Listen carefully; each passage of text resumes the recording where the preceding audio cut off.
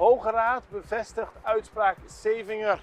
Dat is in Den Haag gebeurd. De Hoge Raad heeft de veroordeling van de voormalige minister Benny Sevinger op Aruba definitief in stand gelaten. Daarmee is de zaak helemaal juridisch afgerond en hij is veroordeeld vanwege passieve omkoping en verduistering. Eerder was hij veroordeeld tot een gevangenisstraf van 48 maanden, waarvan 12 voorwaardelijk. Ook heeft hij een verbod gekregen om 6 jaar lang geen publieke functie te bekleden. De minister nam giften van betrokkenen aan, terwijl hij over hun aanvragen moest beslissen en dat komt neer op omkoping. Ook gebruikte hij geld uit een stichting bedoeld voor zijn verkiezingscampagne voor privédoeleinden.